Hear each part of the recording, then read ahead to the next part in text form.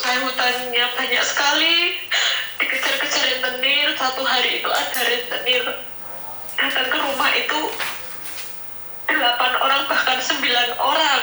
Ibu harus mengeluarkan uang 1,5 juta dalam satu hari. Itu pun hari Senin sampai Sabtu ada semua, Miss. Bahkan saya nggak tahu uang itu kemana, buat apa. Bahkan saya selalu kirim tiap bulan 5 juta, terkadang setiap hari, setiap minggu ibu masih minta uang. Nah, saya sebagai anak, saya berpikir positif ya, Miss. Berpikir positif, mungkin ibu saya butuh, daripada ibu saya hutang, lebih baik saya mengeluarkan uang buat orang tua. Bapak saya sudah tua, kerjanya cuma permen itu loh, baju itu loh, Miss. Kadang kan ada, kadang kan enggak. Bahkan adik saya masih SMP kelas 3, yang satu SD kelas 3, dan anak saya kelas 1 SD.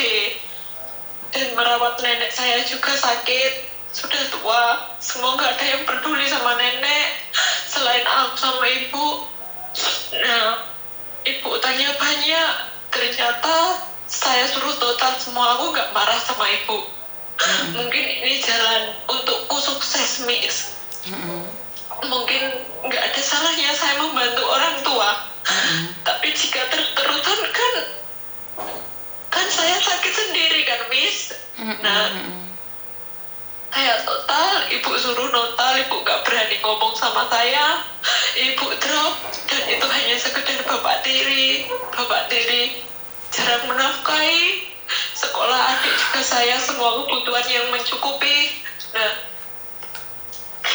dari situ orang tua saya tanya, ternyata hutangnya 70 juta, Miss. Itu hutangnya, padahal rumah saya yang renovasi, dapur saya yang buatin, habis 100 juta, Miss. Itu buat rumah ibu ya, renovasi sama buat dapur. Saya nggak perhitungan, soalnya saya ingin orang tua saya punya rumah sama seperti temannya gitu loh, Miss. Biar nggak dikucilkan terus. Nah, setelah itu saya tahu kan, kasihan, Miss. Ibu saya mau gimana kalau terus-terusan dikejar orang, bahkan sampai seragam adik saya itu dicuri sama rentenir, Miss. Dicuri sama rentenir karena ibu saya itu nggak pernah bayar hutang gitu. Nah, adik saya kan selalu ditinggal sembunyi-sembunyi. Bapak sama ibu pernah sembunyi di kebun-kebun itu, Miss, biar nggak dicari para rentenir ya. Ibu nggak berani pulang. Gimana nasib adik-adik saya, kan saya berpikir seperti itu. Jika terus-terusan ada rentenir datang, nanti kalau rentenir itu melakukan kesalahan, kejahatan, adik saya dibunuh atau mereka cuma hanya di penjara. Kalau saya kehilangan nyawa adik saya berpikir seperti itu kan, Miss. Ibu berusaha membujuk saya untuk mau menjual rumah. Saya tidak mengizinkan, Miss. Misalkan ibu saya pinjam rumah, jual rumah, nanti ibu saya, anak saya mau tinggal di mana kan? Kalau saya mengizinkan, pasti saya juga harus bisa mengganti yang lebih layak lagi buat mereka. Bahkan saya tidak mampu melakukan itu semua. Ternyata ada salah satu seseorang, Bapak Haji, dia menolong keluarga saya. Rumah saya digade sama dia. Sertifikat dibawa, tapi ibu saya, adik saya nggak boleh keluar dari rumah itu. Rumah itu harus ditempatin sampai kapanpun saya misalkan belum bisa bayar, dia akan sabar karena dia sudah tahu jerih payah saya dari dulu. Dia nggak kasihan sama orang tua saya, tapi kasihan sama saya. Selama kerja 4 tahun, di mana hasil mudik cuma habis dibuat orang tua. Dibuat nurutin kemauan orang tua. Bapak saya ikhlas, saya berjanji rumah saya digadein 70 juta, Miss. Dan saya berjanji sama Pak Haji itu saya akan melunasi setelah 1 tahun, Pak. Bahkan saya belum punya apa-apa, Miss, untuk melunasi. Dan saya mau cuti, saya nggak punya uang, saya nggak punya apa. Nah, saya mau beresin urusan orang tua. Bulan 7 tanggal 28 saya mau pulang. Tapi sebelum pulang, maaf ya Miss ya, sebelum pulang saya nggak punya uang, nggak punya apa. Saya nekat, Miss, untuk pinjam ke bank sebesar 5.600 dolar. Nah, saya tukarkan ke rupiah, saya kirim ke Bapak Haji itu untuk menebus rumah. Nah, selain itu ternyata untuk hutang-hutang ibu yang lain di rumah saya juga belum cukup.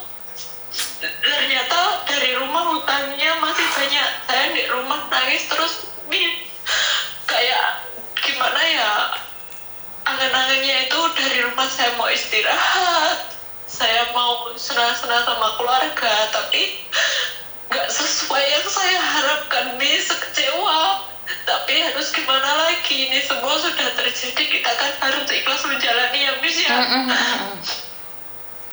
Entah seperti apapun itu, semua pasti ada jalan. Saya seperti itu, tapi terkadang saya ini drop, Miss, yakin terkadang saya drop. Saya ini 3 hari pun saya nggak makan nasi, cuma minum air seperti itu. 3 hari juga saya nggak 3 hari saya nggak keluar rumah, nggak apa. Majikan ngomong, kamu ada apa? Mau Dai, kenapa kamu nangis terus? Apakah kamu butuh uang? Hai, saya ngomong seperti itu. Untuk majikanku baik sekali.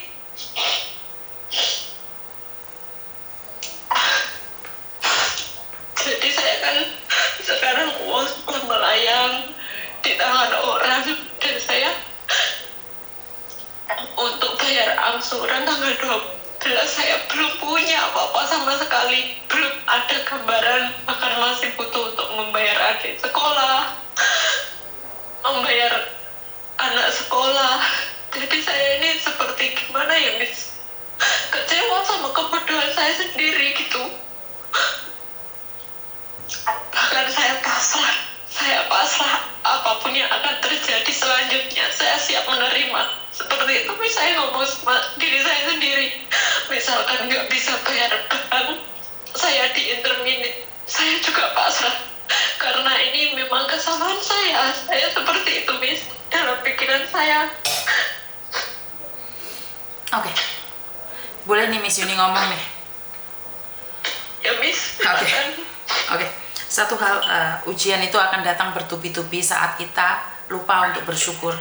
Ujian itu akan terus ada pada kita saat kita sendiri mengabaikan rasa syukur kita, keikhlasan kita. Apa yang bisa kamu lakukan hari ini adalah tetap bersyukur dengan keadaanmu. Pertama, jangan punya pikiran negatif tentang apapun. Karena saat kamu berbicara, ya kalau saya di interminit, pasti di interminit. Tidak. Karena kamu melakukan kebodohan, karena kamu melakukan kesalahan, kamu harus bangkit. Bukan berarti kamu semakin gleor. Karena saat kamu semakin gleor, majikan pasti 100% akan interminit kamu. Tapi saat kamu ada masalah, cepat cuci muka, bangun, pakai bajumu, lanjutkan tugasmu. Jadi majikan walaupun diteror oleh rentenir, oleh apapun, kalau majikan mencintaimu, kalau majikan menyayangimu, orang Hongkong akan mempertahankanmu. Faham maksud saya? Iya, Miss, dulu saya sudah pernah mengalami, Miss. Itu juga ditipu sama teman saya di sini. Saya pinjam bank juga, dan sudah lama sih saya di sini masih habis potongan. Terus saya dikirim surat dari bank, Miss, dimajikan ini juga. Nah, majikan saya nggak marah-marah sama saya atau apa, Miss. Malah dia berusaha melunasi hutang saya, Miss. Karena itu ini kesalahan yang kedua, kebodohan yang kedua. Jangan diulangi lagi. Sekarang kalau kamu nggak makan, kalau kamu sakit, mau ngerepotin orang satu dunia kamu. Ayo sekarang bangun, cuci muka, makan. Kamu pasti sembuh. Selesaikan masalah ini. Saya selalu menengok foto anak saya. Saya harus semangat demi dia, Miss. Saya harus bangkit. Oke, ini adalah air matamu terakhir. Jangan nangis lagi. Cuci muka. Cuci muka. Liburan nggak punya uang, datang ke studionya Miss Yuni. Ada kopi, ada makanan. Ngerti? Ngerti? Ya, Miss, tapi majikan saya juga nggak menuntut saya untuk libur. Kalau misalkan saya ingin libur ya silahkan. Kalau enggak ya nggak apa-apa. Kamu harus bersyukur karena kamu di zona nyaman, sayang. Jadi Tuhan mengujimu. Makanya aku bilang, ujianmu berat. Cepat cuci muka sekarang. Nah, cuci muka dulu. Cuci muka dulu. Miss Yuni pingin denger air nih. Cuci muka. Cuci muka.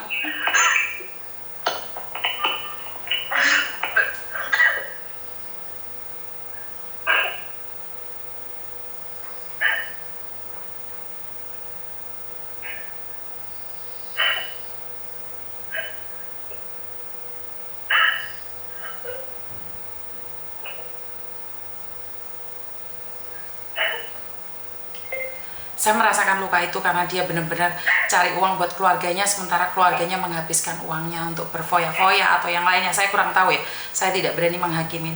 Luka itu sangat terasa sekali. Saya nggak ngerti nih kalau saya di posisi dia, apakah saya sanggup seperti dia? Sayang? Iya. Oke. Cuci muka, minum air. Nah, anakmu nangis loh? Mungkin dia itu iPad-nya apa. Oh, oke. Kamu adalah orang-orang hebat. Jadi kamu harus sanggup menjalani ini. Suatu saat kamu akan lebih baik lagi, sayang. Ngerti? Ya, Miss. Sekarang tenangkan dirimu dan berdoa. Tetap bekerja seperti tidak terjadi apa-apa. Biar majikanmu semakin menyayangimu. Ingat, majikanmu baik. Tapi bukan berarti kalau kamu menye-menye dia tidak menginterminate kamu. Ngerti? Iya, Miss, tapi itu majikan cowok. Sekarang dia tambah itu, Miss. Tambah gimana gitu sama saya. Soalnya ini kan saya masuk kontrak ketiga dan dia berjanji untuk mengeluarkan loan service. Bahkan saya kan nggak minta kan, Miss. Saya nggak pernah nuntut gaji atau minta apapun. Yang penting saya kerjanya di sini nyaman, majikan nggak cerewet. Nah, majikan cowok itu selalu ngomong, kenapa di rumah apa-apa sering habis, kan seperti itu kan. Udah, itu biasa, sayang. Kadang saya juga seperti itu. Mungkin moodnya dia lagi bad. Jadi nggak usah mikir yang aneh-aneh. Itu biasa terjadi. Nggak usah mikir. Majikan kadang-kadang ngomong berasnya kok cepat habis, minyaknya cepat habis, atau apanya cepat habis. Jangan berpikir terlalu banyak. Miss Yuni sendiri seperti itu. Tapi dulu sebelum saya cuti itu dia nggak pernah mau Ngerti?